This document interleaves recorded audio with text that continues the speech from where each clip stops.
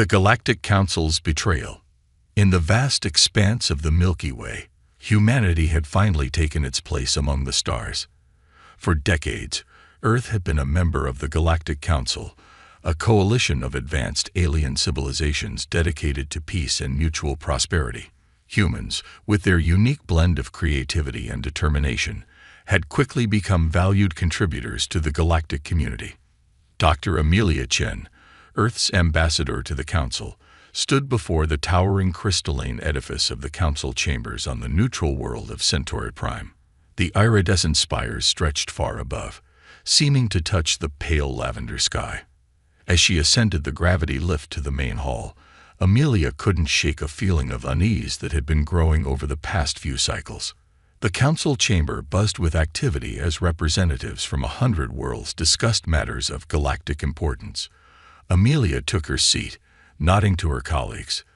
The stoic Zartak of Rigel, the ethereal Corin of Vega, and the enigmatic hive mind of Ta City. But today there was a tension in the air that she had never felt before.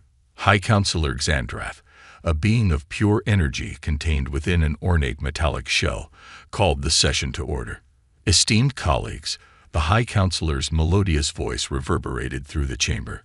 We face a grave threat to the stability of our galactic union. Amelia leaned forward, her heart racing. She had expected discussions on trade agreements or scientific collaborations, not talks of threats. Our long-range sensors have detected a new species on the fringes of our space. Xandrath continued. They are warlike, expansionist, and possess technology that rivals our own. They call themselves the Krylat. Murmurs of concern rippled through the assembly. Amelia's mind raced.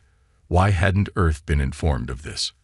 As a council member, they should have been privy to such crucial information.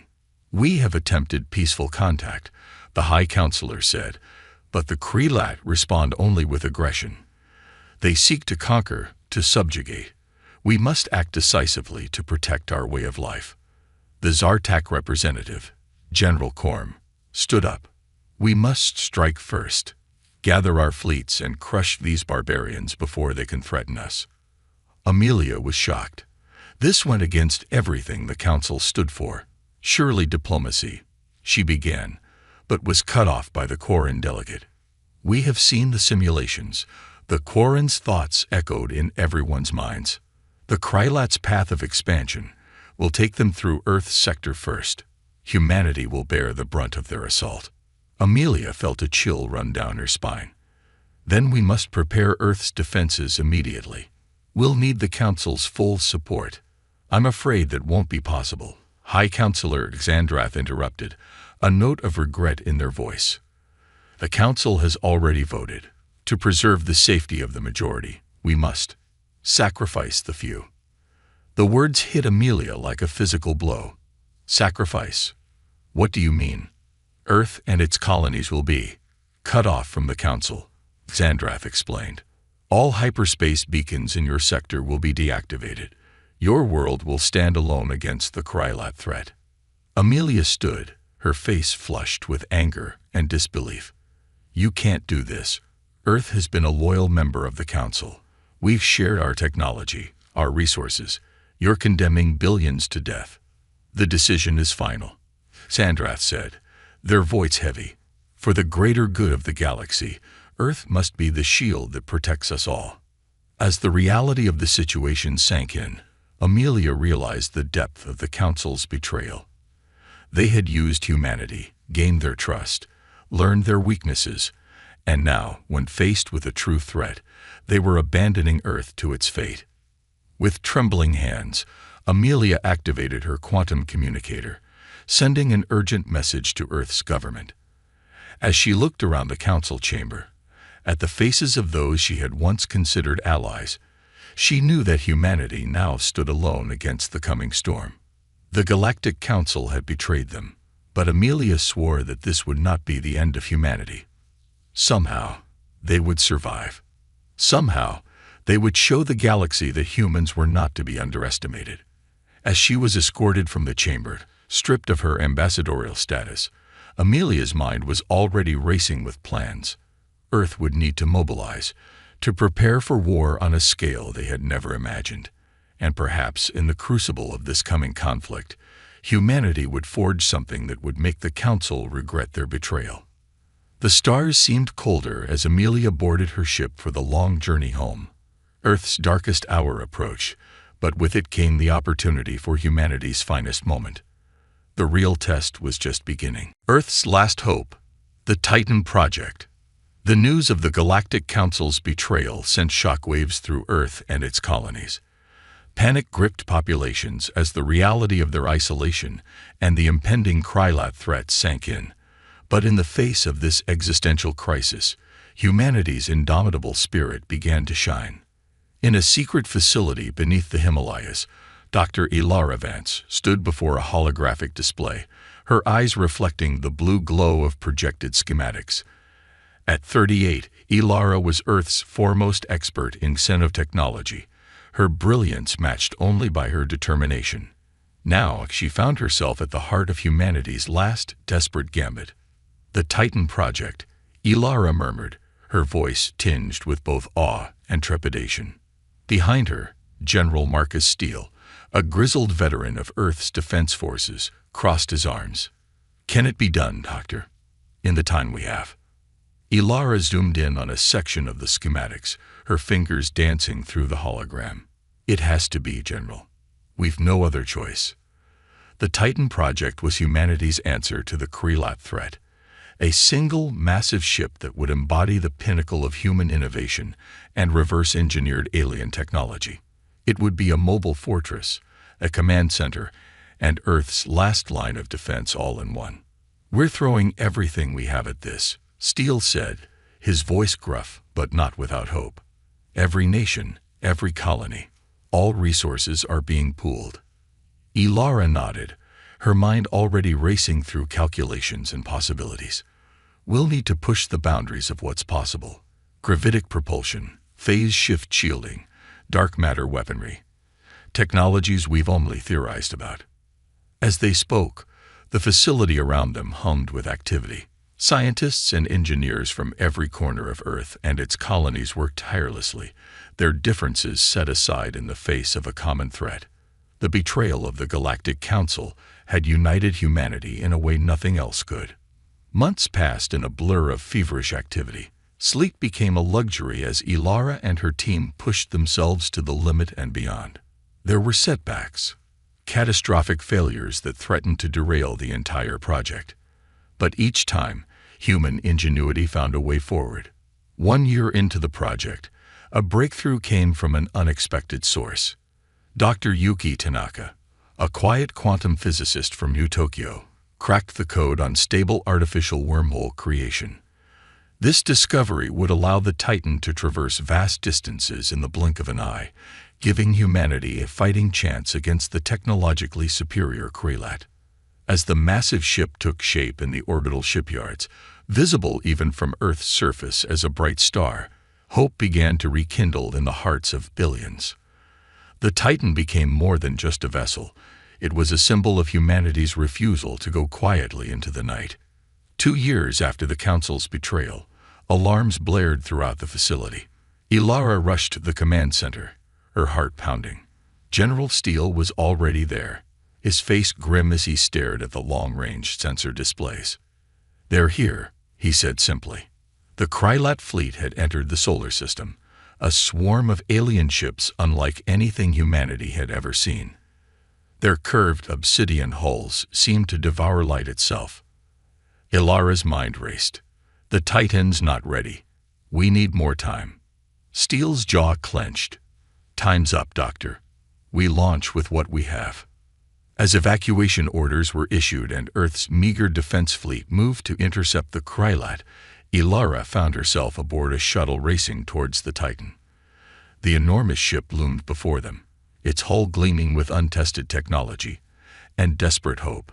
Inside the Titan's command center, organized chaos reigned as crew members rushed to their stations. Captain Zara Okoa, a decorated veteran chosen to lead this mission, stood at the helm, her presence a calm center in the storm. "Dr. Vance," Zara nodded as Ilara entered. I hope this ship of yours is everything they say it is. We're about to find out. As the Krylat fleet engaged Earth's defenders in the outer solar system, the Titan's engines roared to life. The massive ship broke free of its orbital tethers, maneuvering with a grace that belied its size.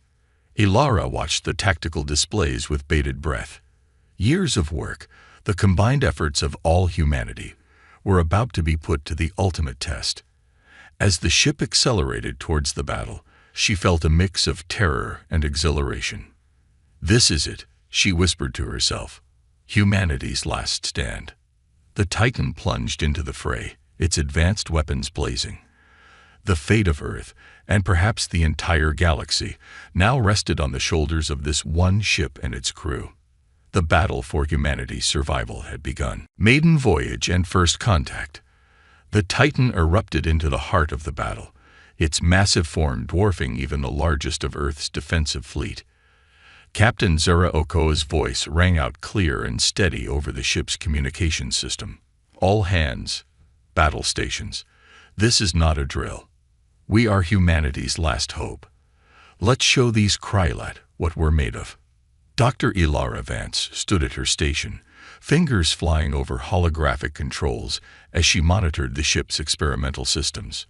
The Titan shuddered as it unleashed its first salvo, lances of coherent dark matter that sliced through the void, striking a Krylat cruiser with devastating effect.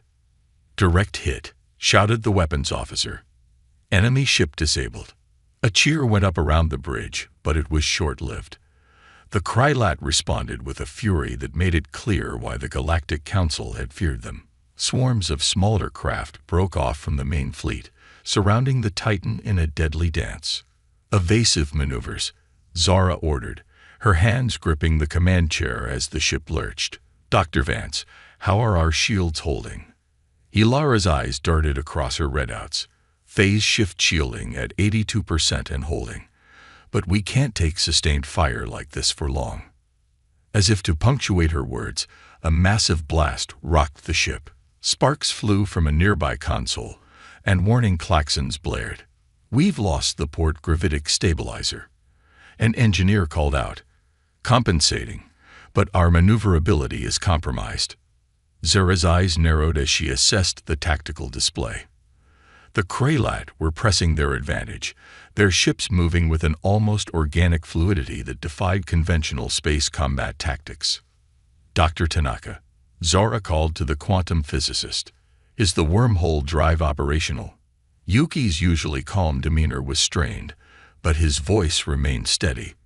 "Theoretically, yes, but we haven't had a chance to test it in combat conditions. The risks are less than certain destruction." Zara finished. "Plot a micro-jump. Let's see if we can't surprise our unwelcome guests." As Yuki and his team worked feverishly to prepare the wormhole drive, the battle raged on. Earth's defensive fleet fought valiantly, but they were outmatched and outgunned. The Titan was their only hope. "Wormhole drive spooling up," Yuki announced. "Coordinates locked. Captain, we're ready on your mark." Zara took a deep breath. "All hands, brace for wormhole transit. Initiate jump in 3, 2, 1. Now." For a moment, reality seemed to twist. The view screens filled with impossible geometries as the fabric of space-time folded around the Titan. Then, with a lurch that sent several crew members stumbling, they emerged behind the Krylat fleet. "We did it," Ilara exclaimed, her eyes wide with a mixture of scientific awe and relief. "No time to celebrate," Zara snapped. "All weapons, fire at will." The Titan unleashed hell upon the unsuspecting Krylat rear. Ships that had been focused on Earth's defenders suddenly found themselves under attack from a direction they had thought secure. Confusion rippled through the alien fleet, giving Earth's forces a moment to regroup. But the Krylat were quick to adapt. As the Titan engaged, a massive ship at the center of the alien fleet began to move. It dwarfed even the Titan, its surface rippling with what looked like liquid metal. "What is that?" Zara breathed, momentarily awestruck by the alien vessel. Before anyone could respond, A beam of energy unlike anything they'd ever seen lanced out from the Krylat flagship. It struck the Titan dead center, and for a moment, every system on the ship went dark. As emergency power flickered on, Ilara's console came to life with a cascade of warnings. "That wasn't just an attack," she said, her voice filled with a mix of fear and fascination. They're trying to access our systems." The ship's AI, usually a background presence, suddenly spoke up. Its voice, normally calm and modulated, now held an edge of urgency. Unknown entity attempting to breach firewalls. Initiating countermeasures. The bridge erupted into frantic activity as the crew fought a battle on two fronts, against the physical threat of the Krylat fleet and the digital invasion of their systems. Amidst the chaos, a strange signal began to penetrate the Titan's communications array. At first, it was just static and inhuman screeches, but slowly it began to form into something recognizable. "Is that language?" Zara asked, straining to make sense of the sounds. Ilara's eyes widened as her console translated the incoming signal. "It's not just language, Captain. It's a message. The Krylat, they're trying to communicate." For a moment, the battle seemed to pause as both sides grappled with this unexpected development. The fate of humanity hung in the balance, but now, an even greater question loomed. What did the Krylat want to say? And could this communication change the course of the war? As the translated message began to scroll across the main view screen, the crew of the Titan held their breath. The first true contact with the Krylat was about to begin, and with it, perhaps a chance to alter the destiny of two species locked in mortal combat. The battle for humanity's survival. The bridge of the Titan fell silent as the translated Krylat message scrolled across the main view screen. Captain Zara Oko leaned forward, her eyes narrowing as she read. "Humans, you fight with valor unknown to lesser species. We offer you choice. Join us. Become part of greatness, or perish." Dr. Ilara Vance's fingers flew across her console. "Captain, I'm detecting fluctuations in the Krylat energy signatures. They've powered down their main weapons." Zara's jaw tightened. It could be a trap. Maintain battle readiness, but hold fire unless fired upon. She turned to her communications officer. "Open a channel. Let's see if we can talk our way out of extinction." As the comm officer worked, Zara addressed the Krylat. "This is Captain Zara Okoa of the Earth ship Titan. We did not seek this conflict. We desire peace, but we will not submit to conquest. Explain your intentions."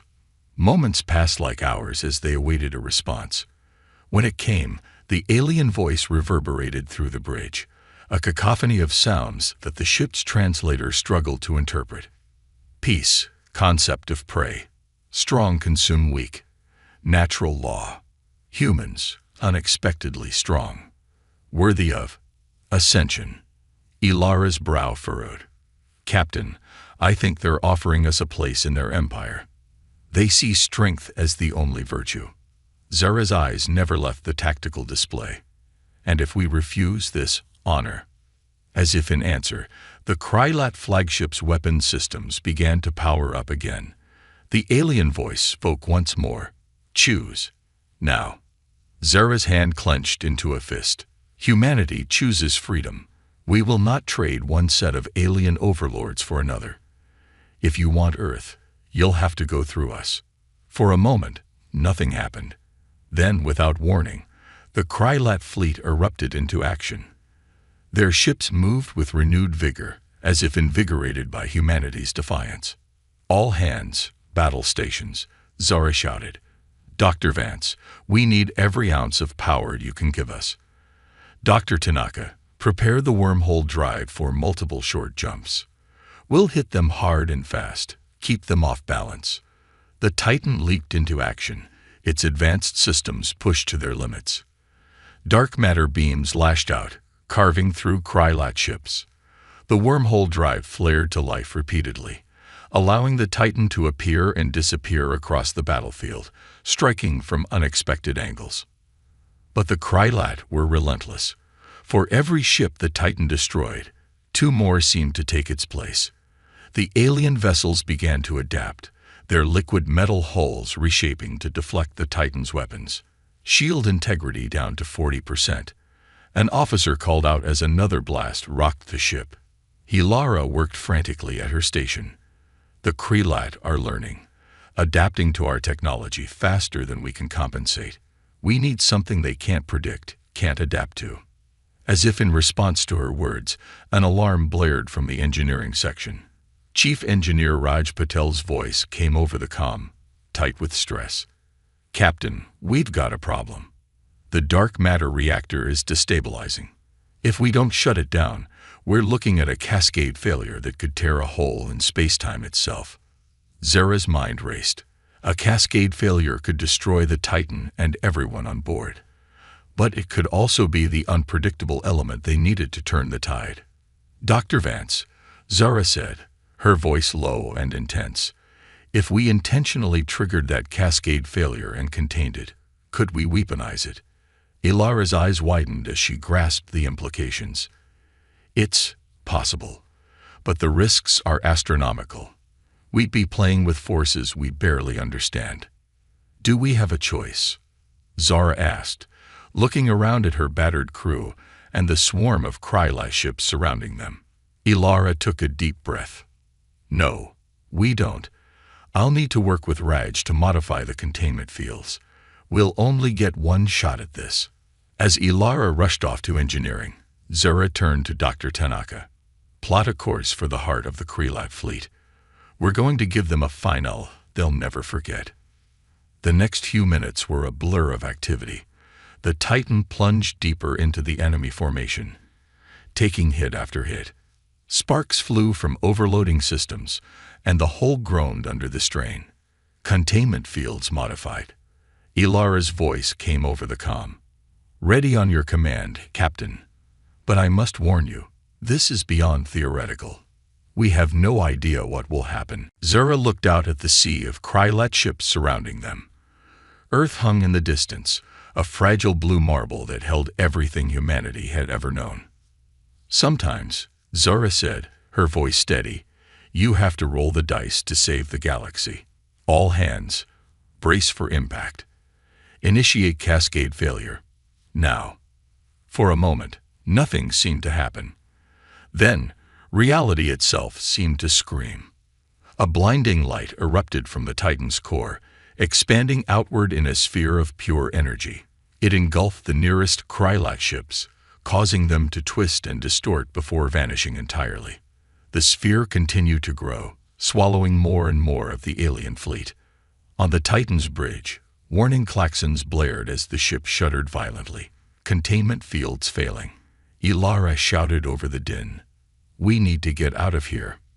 "Dr. Tanaka, emergency wormhole jump," Zara ordered.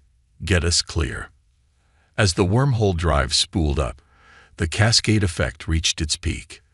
The last thing the crew saw before the jump was a massive tear in the fabric of spacetime, pulling in the remains of the Krylat fleet like a cosmic drain.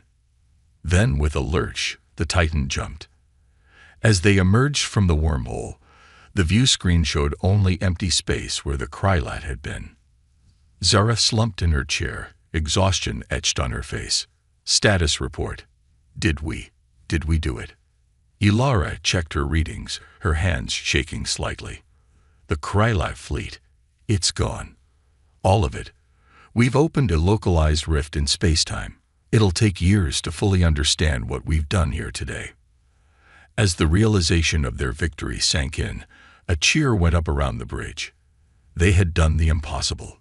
Humanity had survived.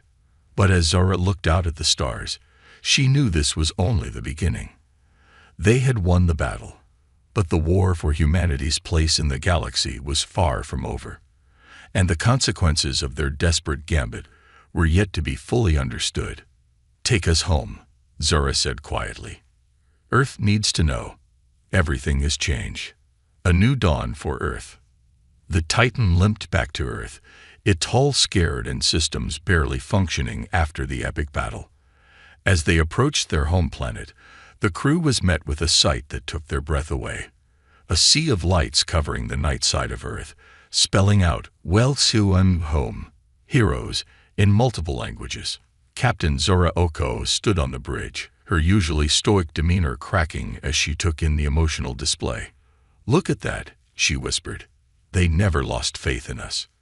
Dr. Ilara Vance, her face etched with exhaustion but glowing with pride, stood beside her. "We gave them reason to believe, Captain. We all did." As the Titan docked at the orbital station, the crew was greeted by thunderous applause from a gathering of world leaders, scientists, and military personnel. The story of their impossible victory had already spread, igniting a fire of hope and unity across the planet. In the days that followed, debriefings and celebrations blurred together. The crew of the Titan found themselves hailed as saviors of humanity, their names etched into history books even as the ink was still wet. But amidst the jubilation, serious discussions were taking place in the highest echelons of global leadership. In a secure conference room high above New Geneva, Captain Oko, Dr. Vance, and the other key members of the Titan's crew sat across from the newly formed Earth Defense Council. "The Krylat threat has been neutralized," Admiral Dueres, the head of the council, began. "But at what cost? The rift you created. It's changing things. Our astronomers are reporting fluctuations in nearby star systems.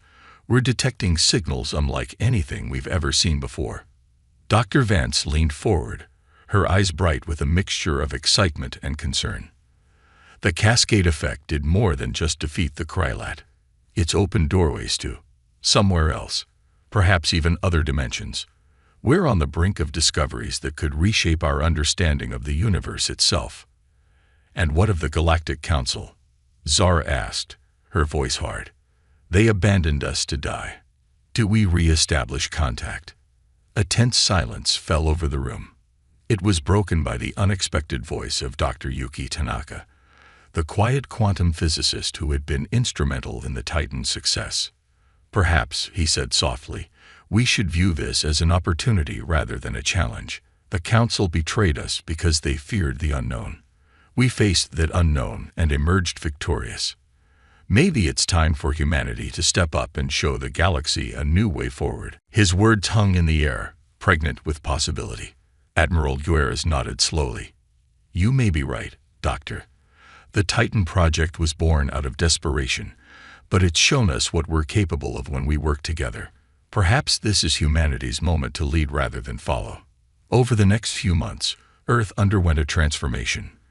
The technology developed for the Titan was adapted for civilian use, revolutionizing everything from energy production to medical care. The global unity forged in the crucible of the Krylat threat held strong, with nations pooling resources to explore the new frontiers opened by the space-time rift. Research outposts were established near the rift, staffed by the brightest minds Earth had to offer. Strange signals were decoded, offering tantalizing glimpses of civilizations and realities beyond imagination. And as Earth's first faster-than-light exploration vessels prepared to launch, carrying the hopes and dreams of billions, a message arrived. It was from the Galactic Council. In the same chamber where she had once been betrayed, Amelia Chen, now Earth's appointed emissary, stood tall. The council members shifted uncomfortably in their seats, their earlier bravado replaced by a mix of shame and awe. "Esteemed members of the Galactic Council," Amelia began, her voice steady and confident. "Earth stands before you not as a supplicant, but as equals. We faced extinction and emerged stronger. We've touched the fabric of reality itself and lived to tell the tale." She paused, looking each council member in the eye. "We do not seek retribution for your betrayal. Instead, we offer a hand in friendship and a promise. Earth will lead the way into this new era of galactic exploration and understanding. We invite you to join us in this journey." As murmurs of assent rippled through the chamber, Amelia allowed herself a small smile. On a screen behind her, live footage showed the Titan, now refitted and upgraded, preparing to embark on its new mission as the flagship of Earth's exploration fleet. Captain Okoa's voice crackled over the feed. "Titan to Earth control. All systems go. We're ready to make history. Again.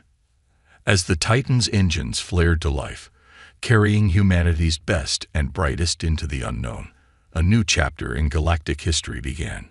Earth, once abandoned and left for dead, now stood at the forefront of a new age of discovery and cooperation. The stars, once so cold and distant, now beckoned with the promise of adventure. And humanity, tempered by fire and united in purpose, was ready to answer that call. The end, or perhaps just the beginning.